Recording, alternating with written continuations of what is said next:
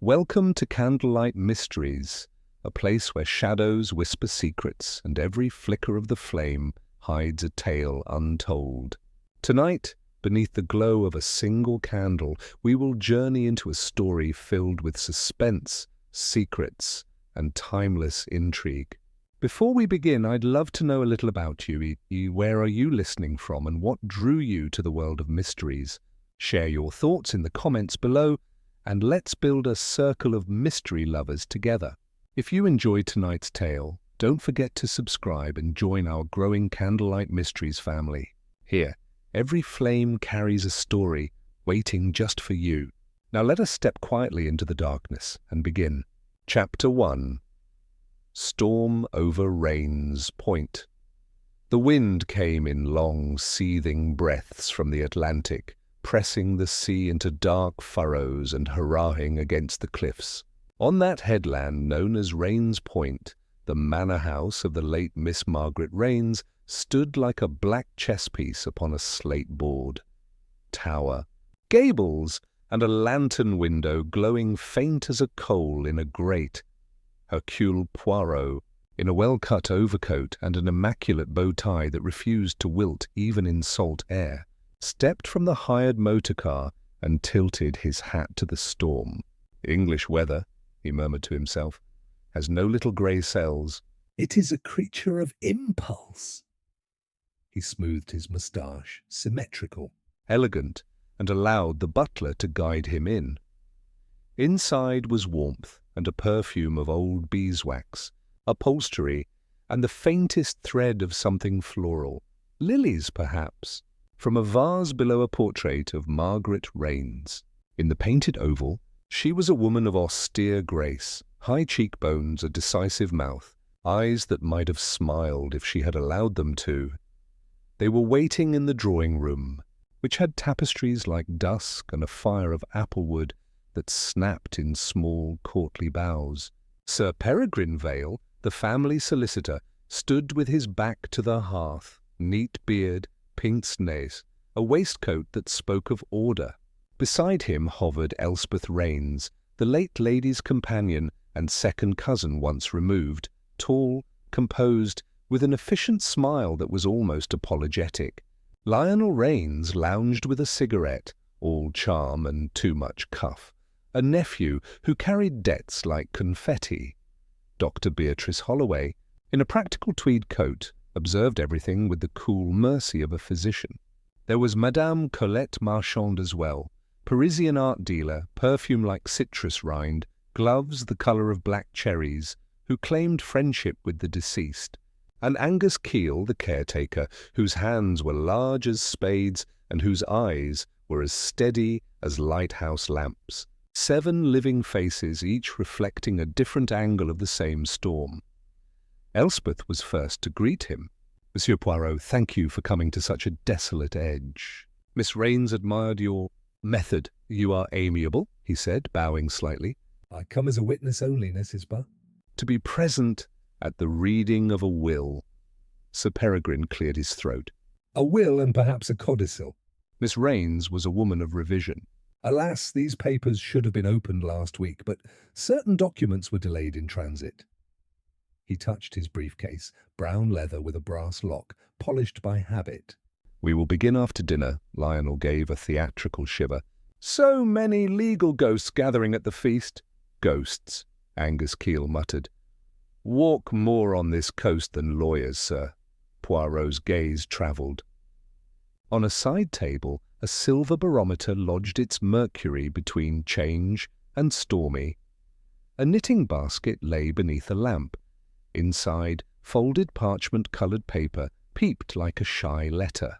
On the mantel stood a bronze seal stamp bearing the Raines crest, a rampant heron.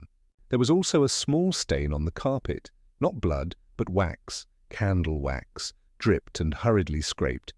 He noted, too, the breath of lilies, stronger now. "What, Miss Raines love the sea?" he asked. "Feared it," Elspeth said softly. "Respected it. And yet she chose the cliff." "It was her father's folly," Sir Peregrine replied. "And hers to defend?" Dinner was a map of English restraint: clear soup, fish with capers, a roast, a syllabub. Conversation sketched the late Margaret kindly, her charities, her swift judgments. Twice Madame Marchand said, "Ah, but she had l'esprit," and patted her hair. Twice Lionel laughed too loudly. Dr. Holloway did not eat much. She kept glancing at Sir Peregrine's briefcase as if it contained a patient's pulse. After they returned to the drawing-room, the storm played chess outside, rearranging the sea and the sky. Sir Peregrine set the briefcase upon the desk, adjusted his pince-nez, and contemplated the lock. It was then that Poirot felt it, the smallest current, like a draught with an intention. Was it in the scent of the lilies, or in the way Elspeth's hand tightened just once upon her handkerchief? "Mesdames et messieurs," he said lightly, "you must permit a foreigner a question.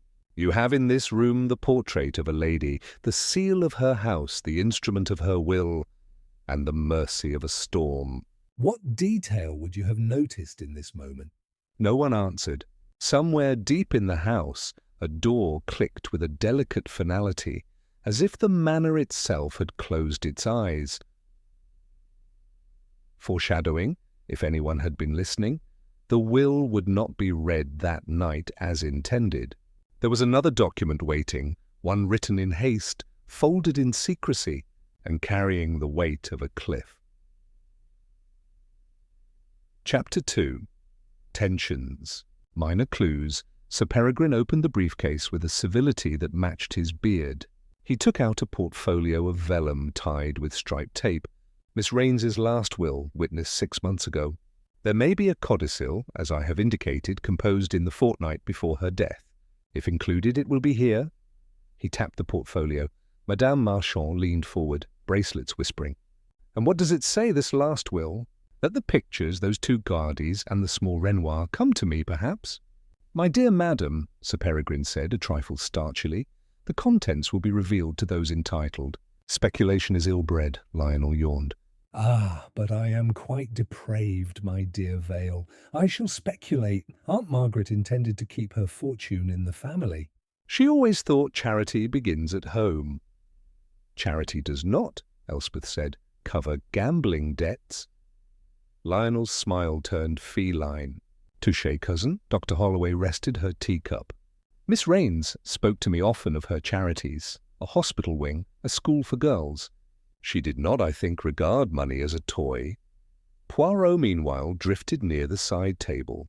He examined the knitting basket, as if admiring the workmanship. Inside, beneath grey wool, lay a folded scrap, torn from something more formal. When no one watched, he lifted it briefly between finger and thumb. A corner with a tiny perforation, as if a ribbon had once passed through. The paper held a faint scent of orris root. He replaced it exactly. "Shall we proceed?" Sir Peregrine asked. Rain hammered the windows. The barometer's needle quivered down toward stormy. Angus Keel closed the shutters. "Better safe than sorry, sir." Sir Peregrine loosened the tape. It was an almost domestic act, like undressing a doll. He smiled at Elspeth as if to reassure her, and began to read. The preamble was the usual dance: soundness of mind, revocation of prior instruments. Then the legacies. To Elspeth, several family jewels. To Lionel, a trust administered under advisement. To Angus Keel, an annuity. To the servant staff portions. To Dr. Holloway, a bequest to her clinic. To Madame Marchand, a small landscape of little market value but sentimental note. Lionel's eyebrows climbed. A trust? "How puritanical," Sir Peregrine's voice continued. The residue of the estate to be devoted to the establishment and maintenance of the Raines Foundation for maritime orphans. Elspeth exhaled audibly. Dr. Holloway looked almost tender. Madame Marchand's fingers tightened on her gloves. "Lionel said something unprintable under his breath. And the codicil?" Madame Marchand prompted. Sir Peregrine consulted the remaining leaves. His forehead contracted. "Curious?" I was assured. "Ah, here." He held up a single sheet stamped with the heron seal in red wax. A codicil dated 8 days before the lady's death. I hereby reaffirm. He paused, frowned, and then went very still. The wax seal looked slightly smeared. The handwriting, though neat, lacked the firm downstrokes of the earlier text. What is it? Elspeth asked. Nothing, pardon me. He swallowed. The codicil states that a particular painting, seascape with lantern, is to be sold and the proceeds given to the foundation directly. The remainder stands. Lionel laughed again, but there was no music in it. So we are orphans after all. Poirot had moved to the mantel. The bronze seal stood where he had first seen it. But now he observed a faint ring, a damp circle, beneath the seal's base, as if it had recently been set upon a moist surface. "Monsieur Vale," he said gently, "you look disturbed. It is of no consequence." Sir Peregrine adjusted his pince-nez. "We are complete for tonight. In the morning we will make inventories and signatures." Angus, see to the shutters. This weather will not be kind. Angus nodded. Aye, the company dispersed. Madame Marchand drifted like a dark moth down the hall. Lionel pocketed a cigarette case and strolled toward the billiard room, whistling in a key that did not exist. Dr. Holloway apologized. An early call awaited, and took her coat. Elspeth remained behind, folding the tape back over the portfolio with the care of a librarian. "Is there anything else, Monsieur Poirot?" she asked. "Only this," he said. "When Miss Raines spoke to you of her will, did she ever mention a change in heart?" Elspeth looked into the fire. She loved the sea for the orphans it made. She knew that is not reasonable. But she was not always reasonable, thank God. "And you, mademoiselle, do you approve of her last philanthropy?" Her mouth tightened. She was free to do as she pleased. "Ah," said Poirot, "liberty, how it complicates the arithmetic." He took a final turn about the room, as one might do before leaving an hotel, to verify nothing had been forgotten. The barometer read "stormy" with conviction. A candle stub on the desk bore the marks of hurried fingers, and on the carpet, far from the hearth, lay a single grain of coarse sand, glimmering like a flea of gold in the lamplight. Minor clues, one could call them, so minor that only a mind that liked tidiness would file them away as yet unarranged buttons. Chapter 3. The Night's Blow. Manor in storm is a creature that breathes. Move through it and you hear lungs in the rafters, sighing. Poirot slept lightly in a guest room draped in chintz. At 1:30, a sound violated the house's breathing, a dull thud, not loud, but significant. He was out of bed in a moment, feet snug in polished slippers, and into the corridor. A lamp burned faintly on a bracket. Beyond, a door stood ajar. The library. Sir Peregrine Vale lay on the carpet before the empty fireplace, his head at a strange angle, his pince-nez yards away like a small moon. The silver barometer from the drawing-room lay beside him, its glass starred, a smear of something darker on its brass rim. The briefcase sat upon a chair, open-mouthed, the portfolio within it half-drawn and crumpled. Poirot knelt, delicate as a surgeon. "Mon pauvre," he murmured.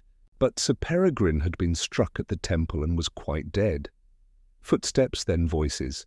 Elspeth appeared in a robe, her hair unbound and startlingly fair. "What, oh!" She steadied herself on the door. Lionel came, then Madame Marchand with her perfume and a hand at her throat. Angus Keel pushed forward grim-faced.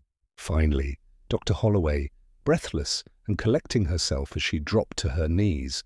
Her cool fingers found the pulse that was not there. After a minute she looked up. "He's gone." Poirot rose. "No one must leave the house," he said quietly. Angus locked the main doors in the kitchen entrance.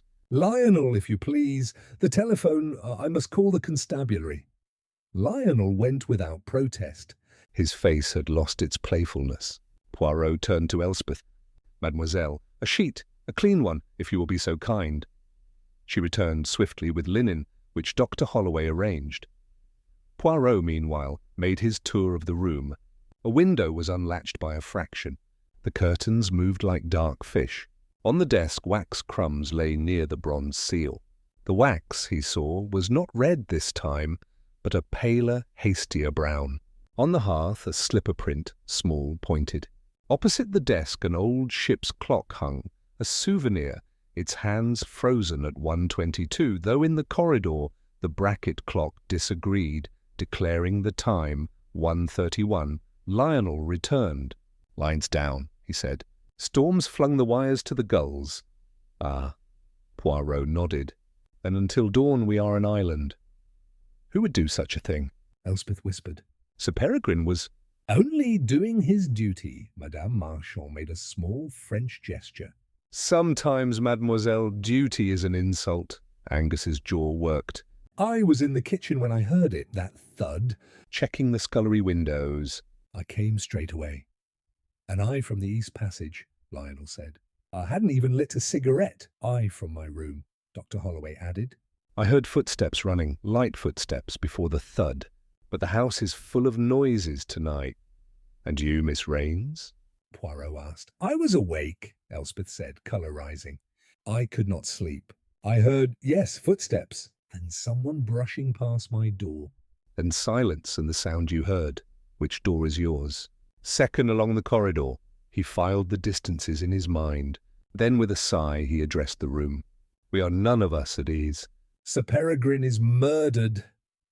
Here, Elspeth gasped. And the will, which is paper only, may also have suffered an attack. We will wait with decorum for the morning. We will place Sir Peregrine in peace, and we will return to our rooms. Angus will keep a watch. Dr. Holloway, will you do me the kindness to remain nearby? She inclined her head. Before they withdrew, Poirot closed the library window, turned the key in the desk, and after the briefest glance, took from the floor a sliver of glass that did not belong to the barometer.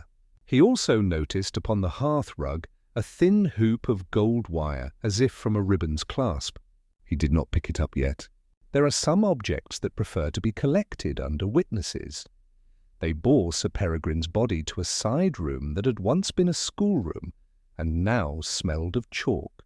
Poirot stood a moment in prayer, though he was not good at prayers, and then straightened his tie.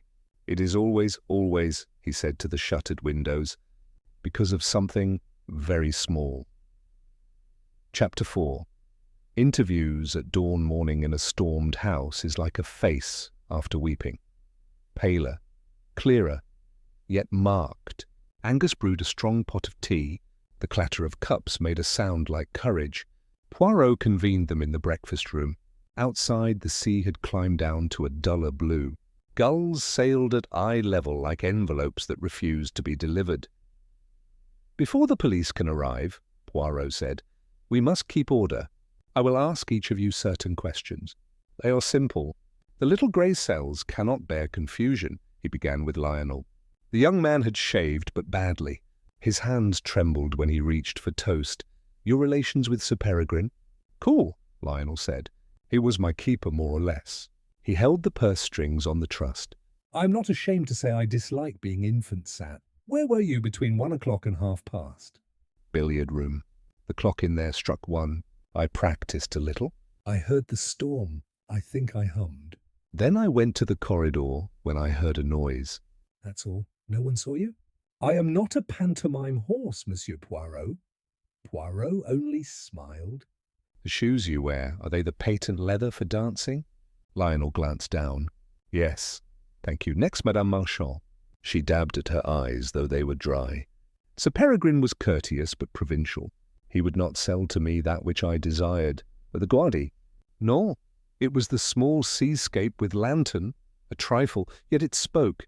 I admired Miss Raines for seeing with her heart in that case. Where were you at the time? In my room with a headache. The English damp makes a theatre of my nerves. I took powder from my travelling case. She produced a small tin which Poirot sniffed. It smelled of aspirin and violets. And then the noise came and I ran. He thanked her. Angus Keel kept his cap in his hands, though he had no hat on. I was at the scullery window when I heard something fall. I thought a shutter had gone, so I checked them. Then I came along the hall and into the library second after Mr. Lionel. That's God's truth. Your boots were wet last night, Poirot said mildly. You took a walk in the storm? Angus looked annoyed. I keep a boat moored in the cove. Went to make sure the line held. Would you have me let her dash herself to bits? No, Poirot said. We must protect what we love. And the house keys? You hold them? Aye, all the doors are locked at night. Poirot moved to Dr. Holloway. You saw Miss Raines 3 days before her death. Yes. She had a failing heart, but a strong will. She had been writing letters and notes. I advised rest. She allowed none. You are accustomed to barometers, Doctor? She seemed amused. Only to the humankind. And last night? I was sleeping badly. I heard someone walking, then running. I thought it Angus. Then the thud. I took my bag and went. Your bag contains... usual instruments and a phial of morphine with seals intact. You may inspect it later, he nodded. Merci, at last Elspeth Raines. She had a composed face for a young woman, neat, unglittering, but this morning it looked brittle. I understand we shall have to repeat this for the police. Assuredly, Poirot said. But sometimes a first telling is the truest. Her hands tightened in her lap. Sir Peregrine and I were friends. He respected diligence. And the will? Poirot asked gently. It surprised you? It relieved me, she said after a beat. I care little for money, Monsieur Poirot. I have a small inheritance of my own, not large, but sufficient. Miss Raines's desire to help orphans seemed fitting. Her eyes moved beyond him, to the window where the sea combed its fringe of foam. She spoke of them with a peculiar tenderness. You think she changed nothing in the days before she died?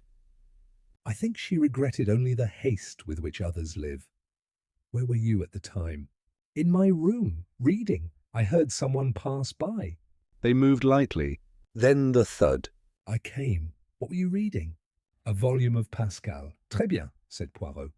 He is stimulating to the little grey cells. He let them go and then returned alone to the library. The barometer lay where it had fallen, its once gleaming rim now bruised. He examined the desk closely. In the blotter, a deep blue pad, lay faint impressions of writing, as if someone had pressed hard with a pen. He held the sheet near the window, turning it to catch the light. A few words emerged like fish rising. Hereby reaffirm. Foundation. Then, on another line, sell seascape. And lower, a curious swirl at the end, like somebody who habitually underlined and then stopped themselves. Poirot replaced the blotter. He lifted the bronze seal and sniffed. Yes, the damp wax scent clung to it faintly. He found near the hearth the golden wire hoop and, using a handkerchief, pocketed it. Finally, he returned to the portrait of Margaret Raines and looked into the painted eyes. Madame, he said softly to the dead, you were orderly. That is your face, order. Would you permit in your house the disorder of a midnight reading of a will? No, something else occurred here. Something someone could not postpone. Now, a small memory returned to him. The knitting basket by the lamp in the drawing-room, that torn corner of scented paper perforated as if by ribbon. A ribbon belonged to... Yes, a presentation document, the sort solicitors love, or to a lady's note tied in the old style. He would look again. At the doorway he paused. The ship's clock still said 1:22. He opened its case and found that the mechanism had been halted by a packed sliver of candle wax, carefully pushed into the escapement. Ah, he said, smiling. An attempt to tell the time a lie. But lies are never punctual. Chapter 5. Red herrings and real fish. By mid-morning the village constable and a sergeant from the nearest town arrived, wet, dour, and decent. Poirot offered them facts and courtesies. The body was viewed, the room photographed in their plain manner, statements taken. "We'll wait for the doctor's formal word," the sergeant said. "Looks like a blow from that thing." He nodded at the barometer. "Could be a burglary gone wrong." "No," Poirot said conversationally. "It is not a burglar who takes a house's barometer to wage war upon its solicitor." The sergeant scratched. "You've seen worse, I expect." "Oh, toujours." With official permission, Poirot resumed his quiet tour. In the drawing-room he studied the knitting basket and the fragment again. He now noticed how had he missed it. A thread of golden yellow caught in the paper's torn edge, as if the ribbon that once tied it had shed a hair. He took out the golden wire hoop from his pocket and compared their tones. Not identical, but cousins. Angus found him thus and coughed. Begging pardon, sir. There's a thing you ought to see. He led Poirot to the service passage. On the flagstones lay a trace of sand, coarser than beach, flecked with tiny white shells. From the cove, Angus said. This passage leads down by the outer steps. Was swept last night. Someone used it in the storm. Aye, Poirot went down, Angus behind him. The outer door had a sturdy bolt. It showed fresh scratches near the hasp where a key had missed itself. Outside, the steps were slick with weed. The cove looked innocent in daylight. A small boat tugged its mooring line, anxious as a dog when storms are mentioned. You went down in the night, Poirot said. I did. Before 10 and again before 12, Angus said. Both times she held. And anyone else? A light, a shadow? I saw now. But the sea brings and takes, sir. Footprints wash away. Poirot looked at the mooring rope. It was new, with twin strands spliced in a way that suggested hands that could plait hair. You have nimble fingers, monsieur. I mended nets since a lad. Back in the house, Poirot sought Madame Marchand. He found her in the gallery before the pictures, regarding the small seascape as one regards a perfectly phrased secret. The painting was, in fact, lovely. A cliff at dusk, a lantern in a far window, two figures like strokes of smoke upon the shore. It had an old varnish crackle and a whispering blue. "Does it not?" she said, without turning. "Look very much like last night." It does, Poirot admitted. She glanced at him. They say the codicil was for this, to sell it, they say. You do not believe it? I believe that which is proved, she shrugged. In art, proofs are often forgeries. You know forgeries, he suggested. Professionally, she smiled. And sometimes morally. She touched the frame. This frame is new. Ah, he leaned. The frame indeed lacked that deep gold sleep of age. On its back, a modern dealer's sticker half scraped away. She must have reframed it recently, Madame Marchand murmured. Why, to hide something beneath the backing paper? It is what one does when smuggling letters in novels. You read too many novels, madame. It is necessary to sell them, she replied, and her eyes were merry despite the house in mourning. He left her there, then visited Dr. Holloway in the schoolroom with Sir Peregrine's body. The doctor closed her bag. Blunt force trauma, she said simply. Death would have been swift. Doctor, he said, tell me, Miss Raines, did she confide in you about her will? She told me of the foundation. She told me of the niece, who was not truly a niece, but a companion in truth. Dr. Holloway added, she told me she hoped generosity would save a certain young man from himself. Lionel, if you like.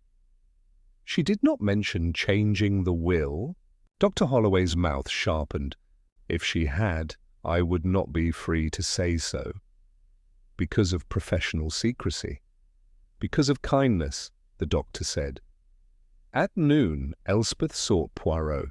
Monsieur the Sergeant asks for inventories. Will you help me find the household spare seal? Spare seal? The bronze one in the library is for formalities, she said. But Miss Raines used a smaller hand seal for letters. It is... somewhere.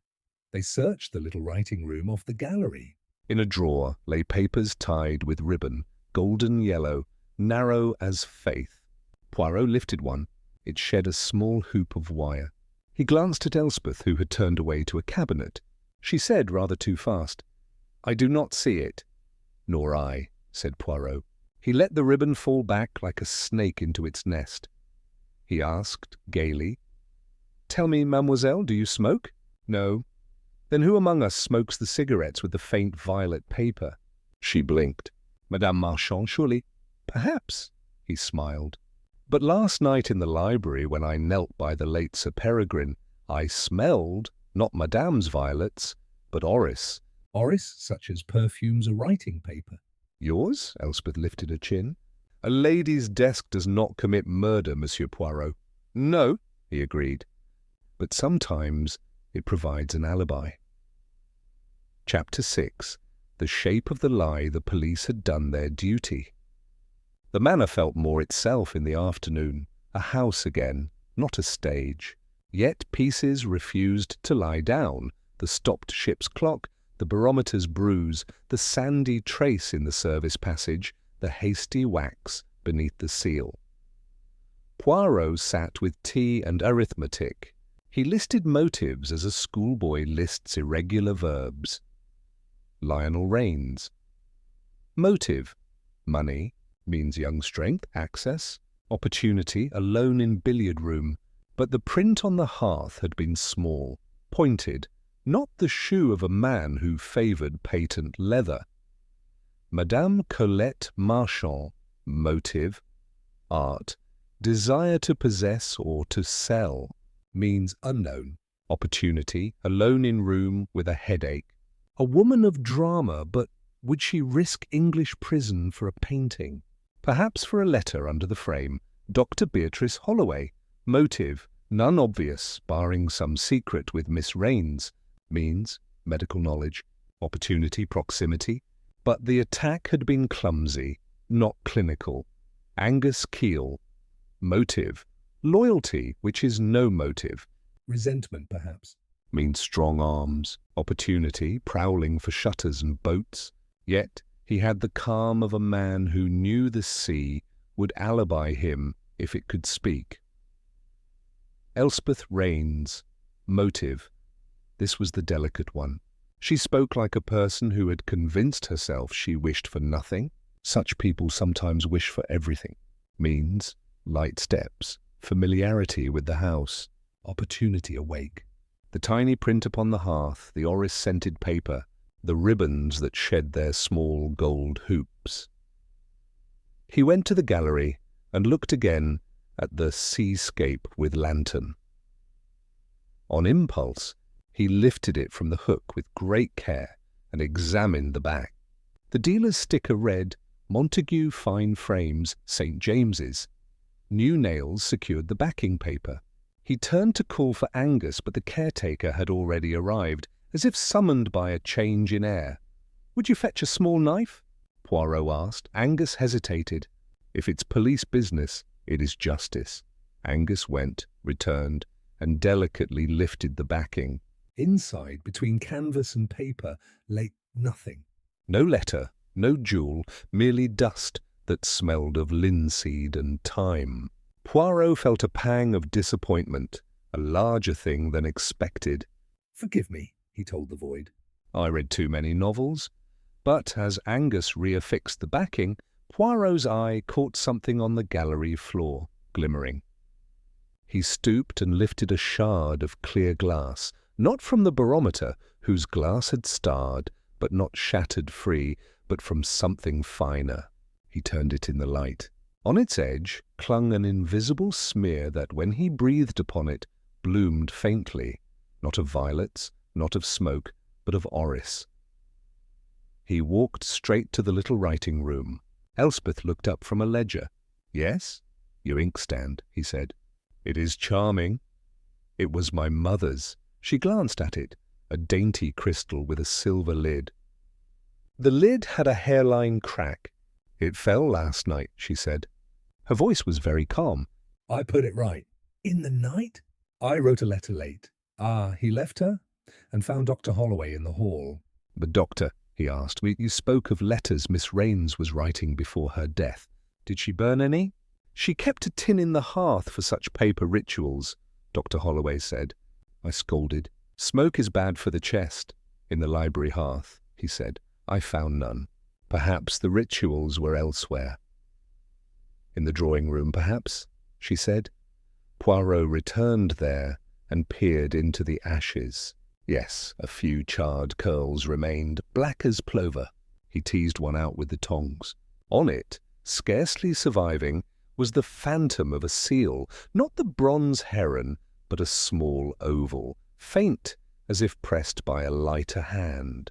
The image resembled a sprig, a branch, No, an iris, orris root, iris, a lady's seal. He laughed softly. But of course, he went next to the library and unrolled the blotter entirely. Beneath the top leaf lay another sheet, not yet indented, but faintly powdered with resin, as if someone had dusted it to dry ink in haste. He held it so, and an outline appeared. Someone had signed a name there and then lifted it, fearing wetness. The signature looked like Margaret Raines, but the downstroke was interrupted, the flourish curtailed, as if the writer had been imitating and then become afraid.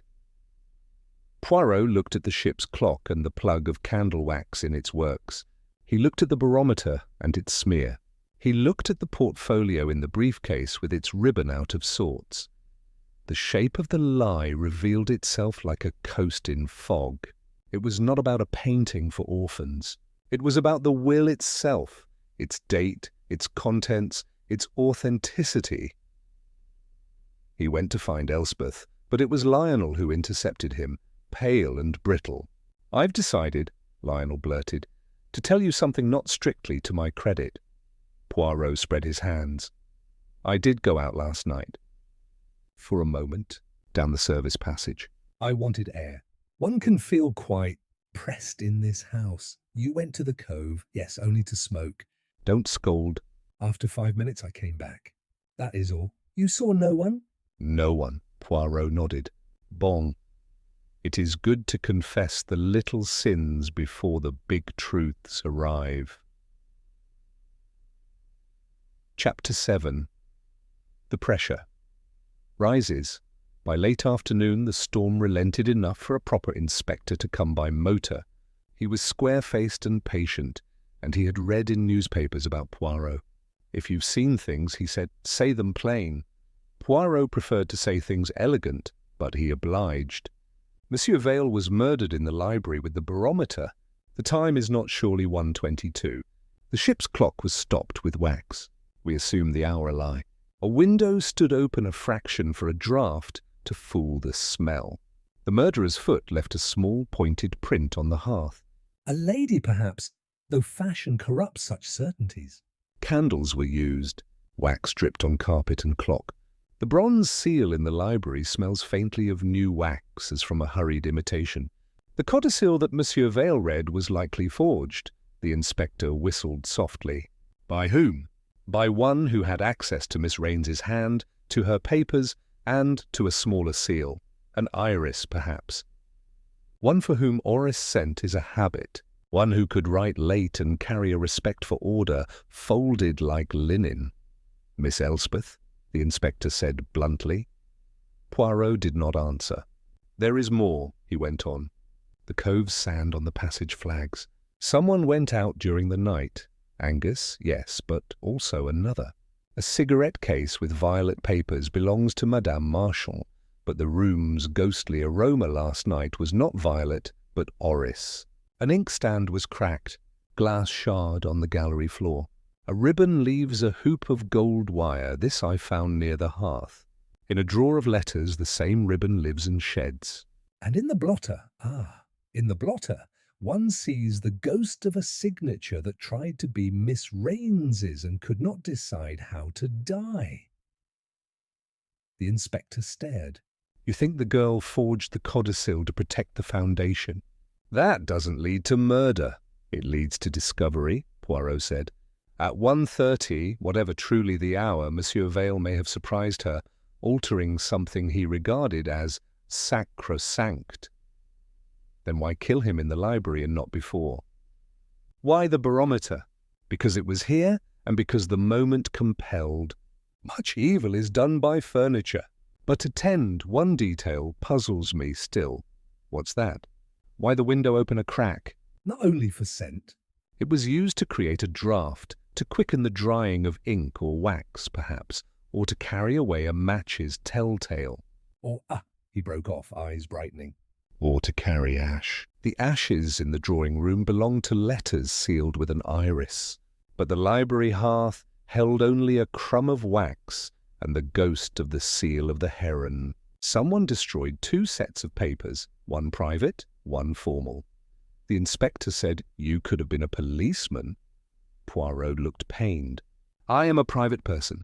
I prefer cakes. They gathered in the drawing room at twilight, because that is when such things are done. Because truth looks handsomer by lamplight. Poirot stood with his back to the fire, as Sir Peregrine had done, and felt the oddest twinge of ants. Dr. Holloway closed her eyes briefly. Then she opened them and said nothing. Elspeth said, in a very steady voice, I knew she wrote many letters. Poirot held up a hand. It is of no use. The inspector will search, and he will find fragments. Permit me instead to paint the picture.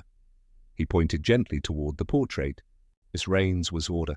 She arranged her estate to care for orphans and to restrain a prodigal nephew and to reward a faithful staff and physician.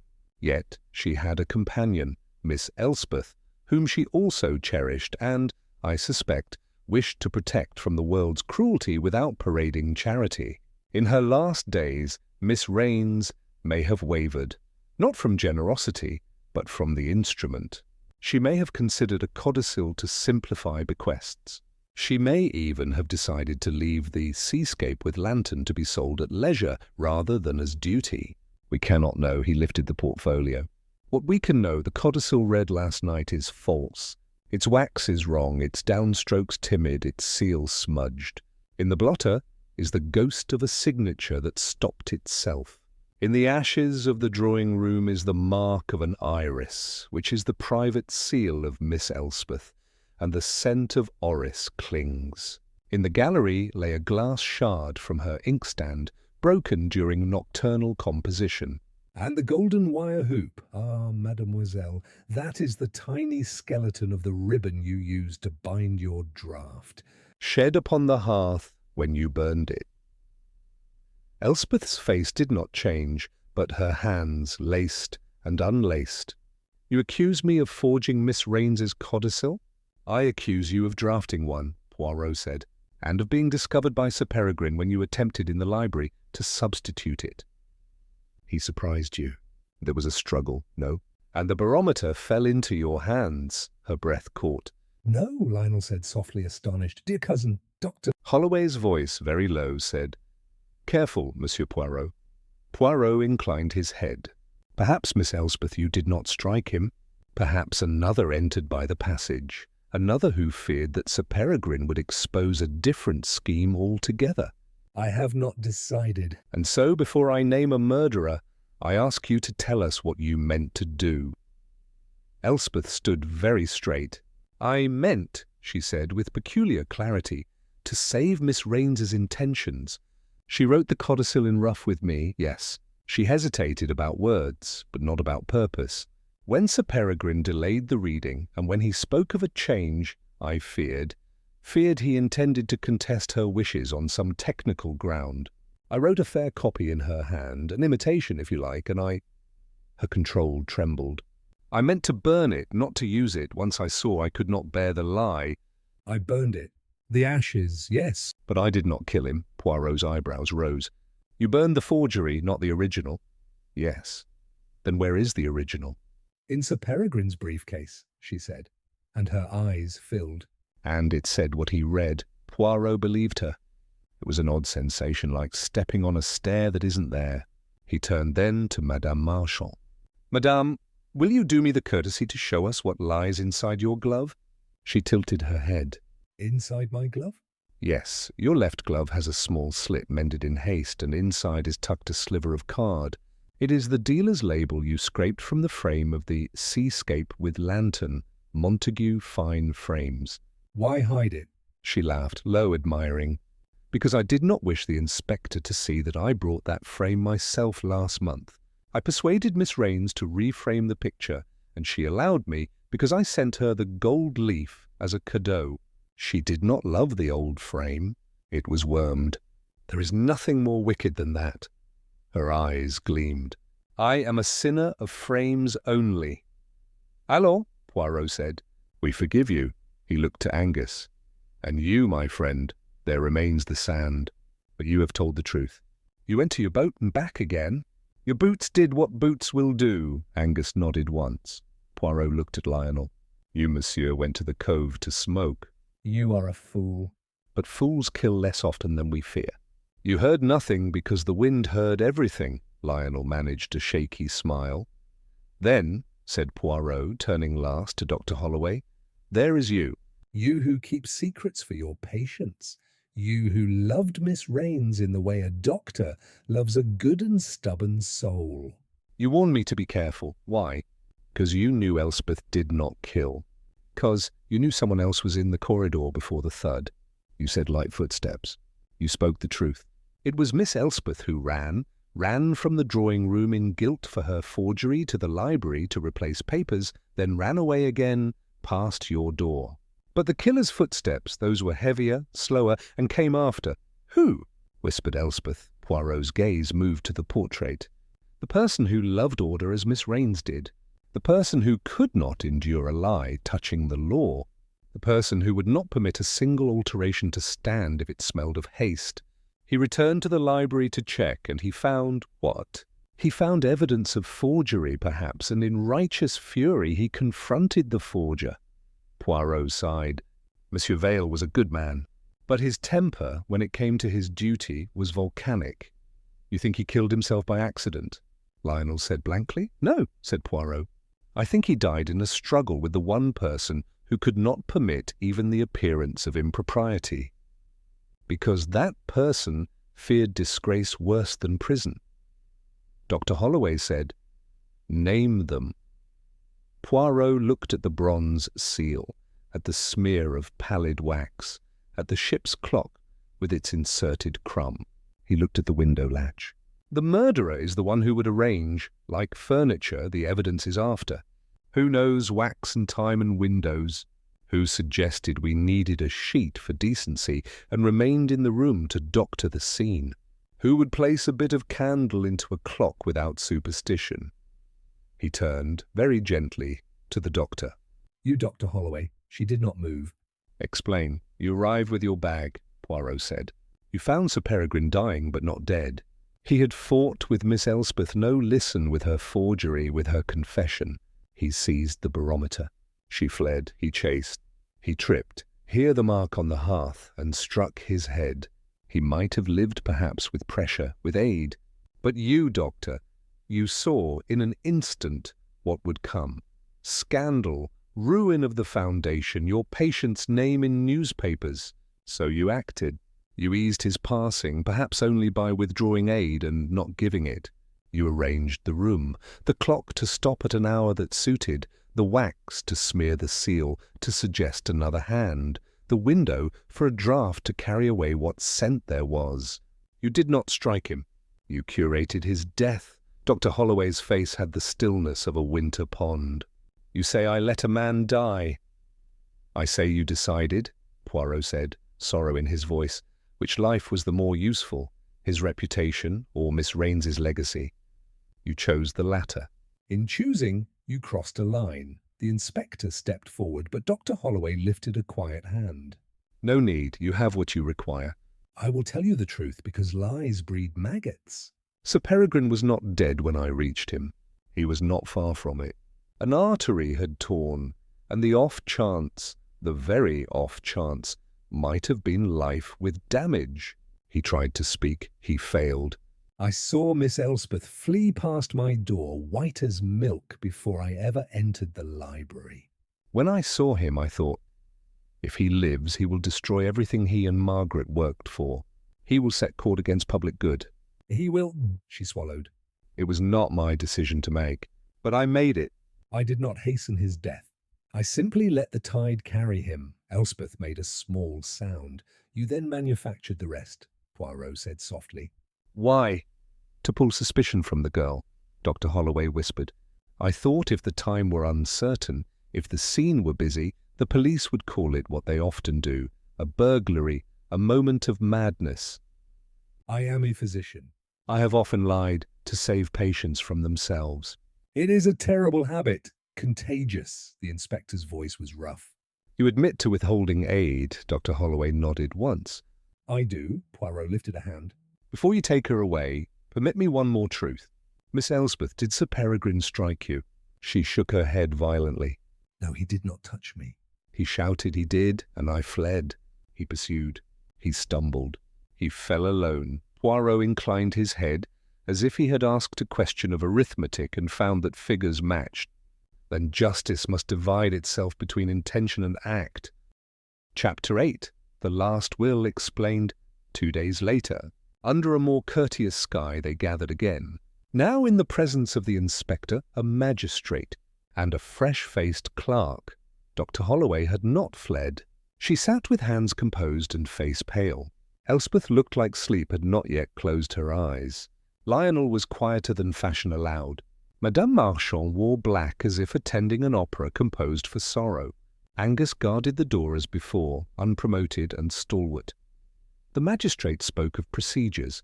Then, as if the house itself insisted on narrative, Poirot was asked to conclude his explanation. The will, he said, stood. It gave to the foundation the residue.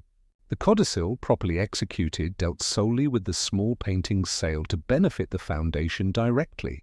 Miss Elspeth wrote a copy in imitation during a panic, fearing interference, but then burned it, a sin by candlelight which left its trace.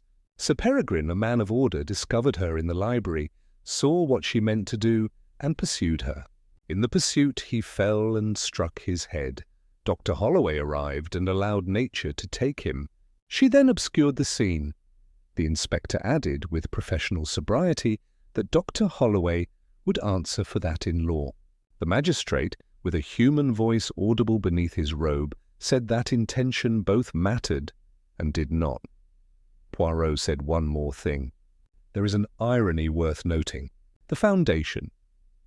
Miss Raines desired, had Sir Peregrine lived to contest the irregularity of Miss Elspeth's drafting, the public scandal might have imperilled it.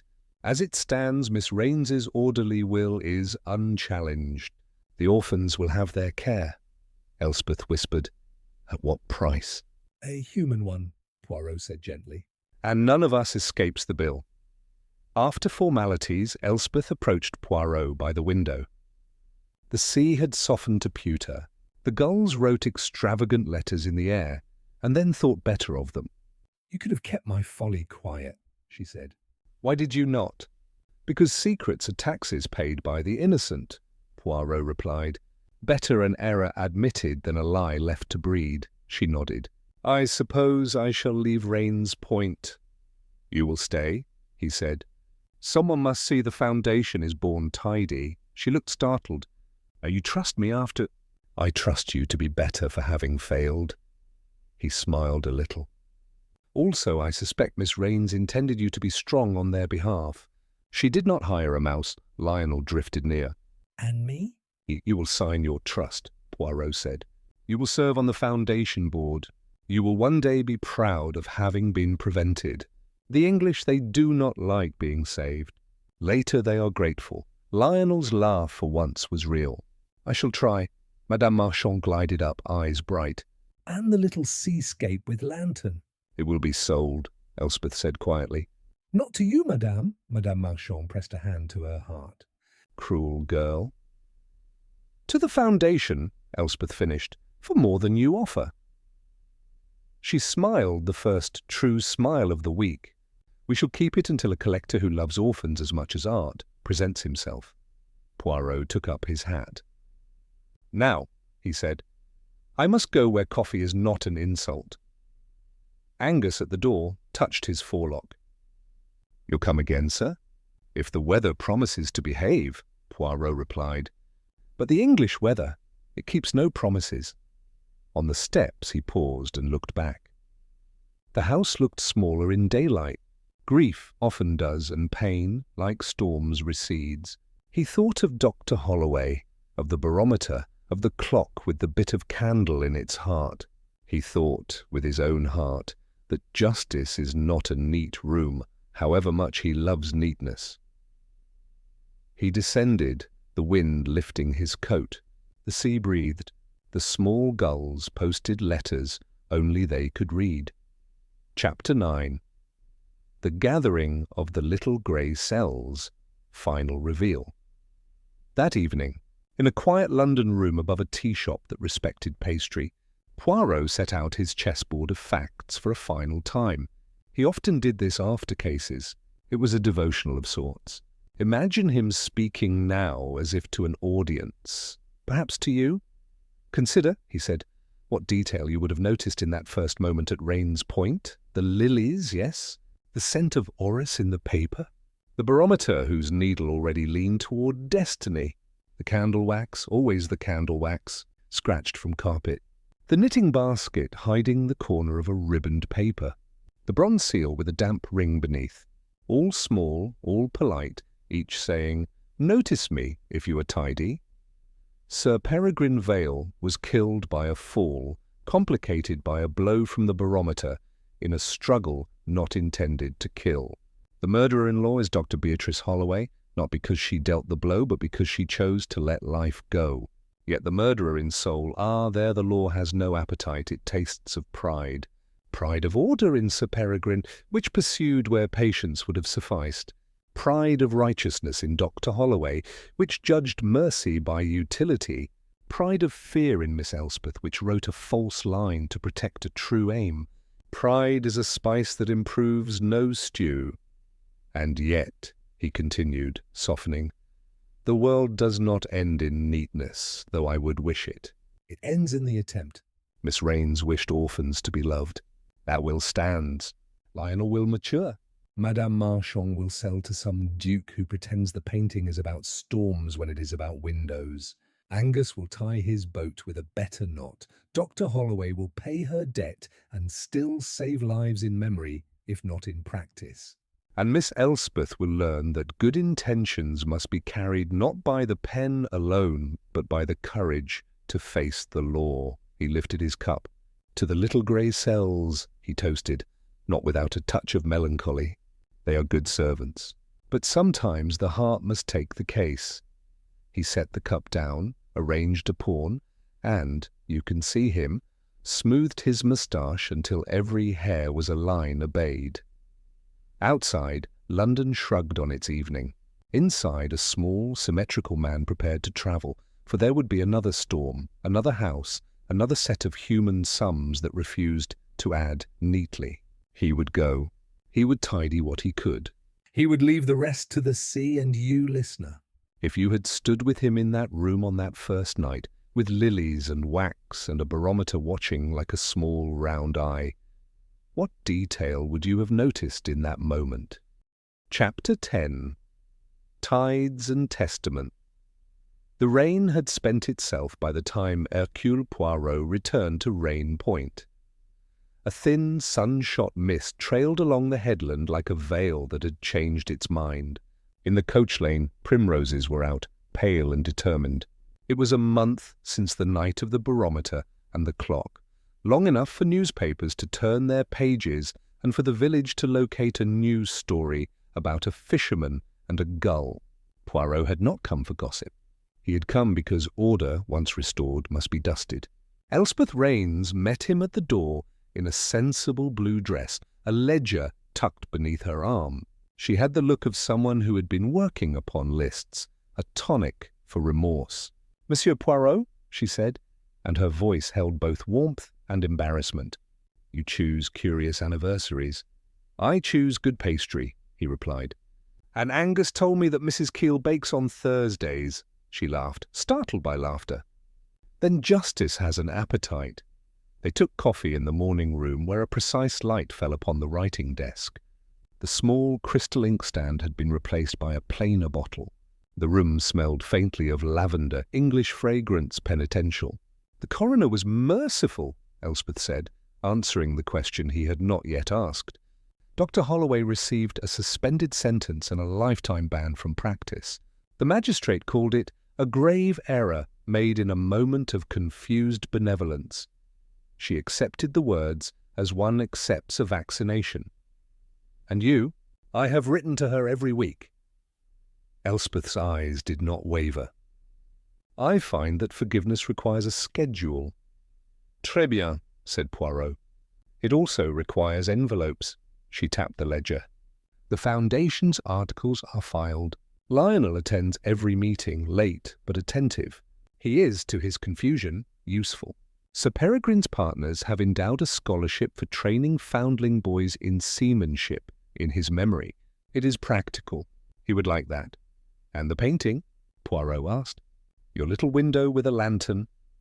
It is with a conservator in London, Elspeth said. Madame Marchand wrote twice with offers and once with insults phrased as compliments. We declined. Poirot's eyes twinkled.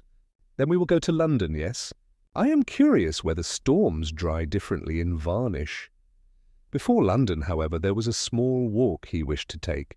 They went by the service passage, the flags no longer sugared with sand, and out along the cliff path to the cove. The boat Angus kept tugged politely at its line.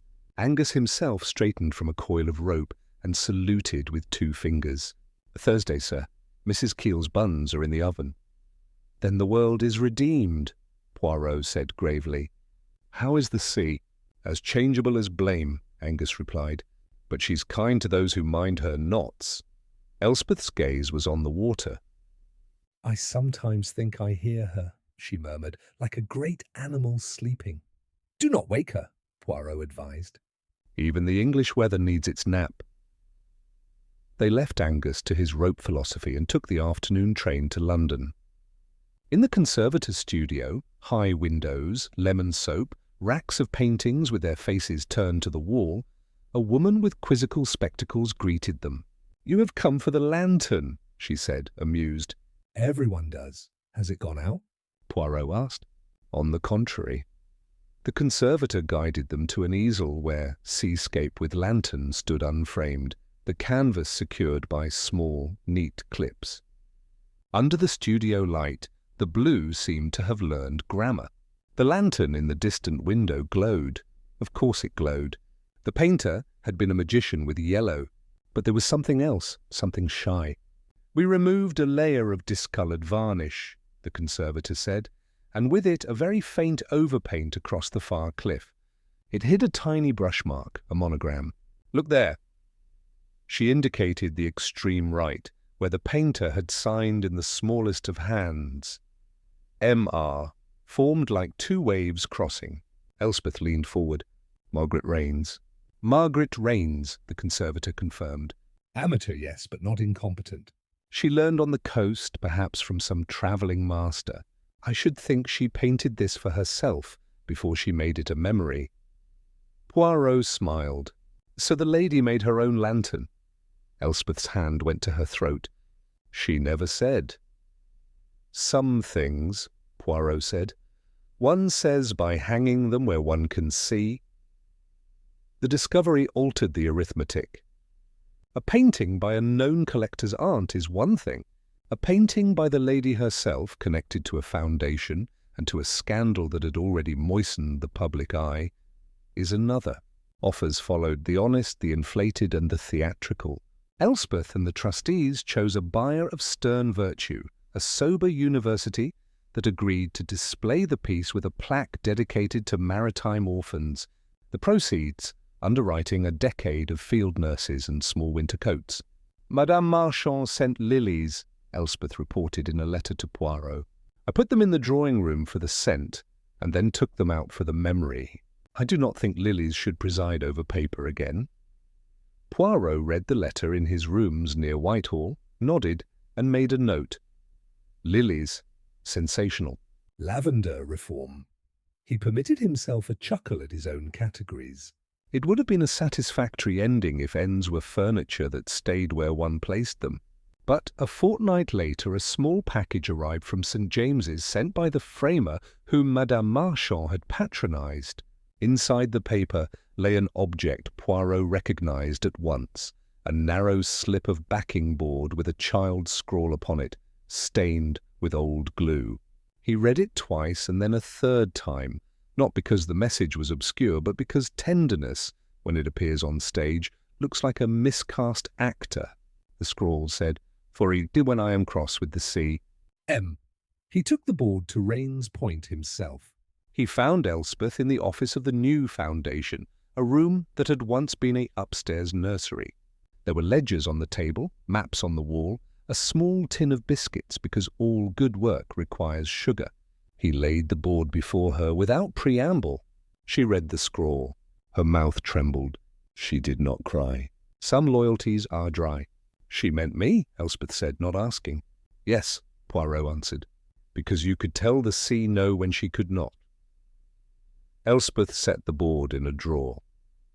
I will not frame it, she said. It is a letter, not a picture. Wise. Poirot brushed imaginary dust from his sleeve. Now, mademoiselle, tell me, what detail would you have noticed if you were once again in that room on that first night? Elspeth considered. Not the lilies, she said slowly. Not the seal. The barometer, perhaps, because it had been moved. One sees the little ring where it rests. Or the knitting basket, because it was out of place. No, she smiled, almost rueful.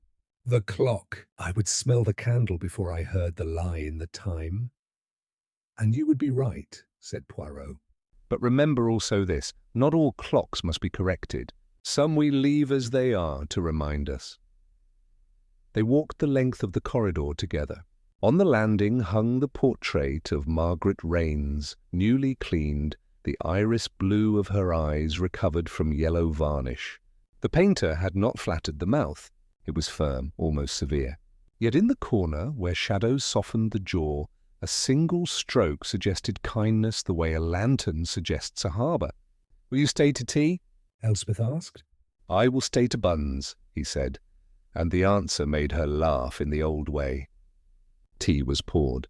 Buns were buttered, and for a long moment the house forgot to be a place of paper and remembered the warmth of cups. Lionel drifted in with committee minutes and stayed to steal the currants from his own slice, a relapse that did not trouble anyone. Angus brought a crate for the boiler and left with 2 buns wrapped in brown paper. Mrs. Keel, whose pastry ruled the tide, pretended not to notice that a famous detective had praised her twice. As the light thinned toward evening, Poirot stood at the window. The sea lay obedient as pewter. The gulls had gone inland to practice their signatures over fields. You will manage, he said without turning. Elspeth at the table, sealing letters with a new stamp that bore the foundation's crest, no heron, no iris, but a small lantern, said, On Thursdays I believe it. And on other days? On other days I look at the ledger and then at the sea, she said. Between them they instruct me. Poirot took up his hat. In the hall he paused at the barometer. The needle stood at fair, respectful as a footman. He smiled, polished the glass with a corner of his handkerchief until the brass shone like a coin, and then, very gently, he set the instrument straight on its hook. Outside the path had dried. The manor looked less like a chess piece and more like a house in which mistakes had learned a use. Poirot descended the steps and turned once to look back, the way one does to make a picture in the mind. He titled the picture, as he often did in private, Tides and Testaments. And you, listener? If you were to visit Rains Point in spring, would you look first at the cliff, or the lantern, or the ledger? Choose well. A case ends, but order continues, and the little grey cells, when they are not required, enjoy a bun.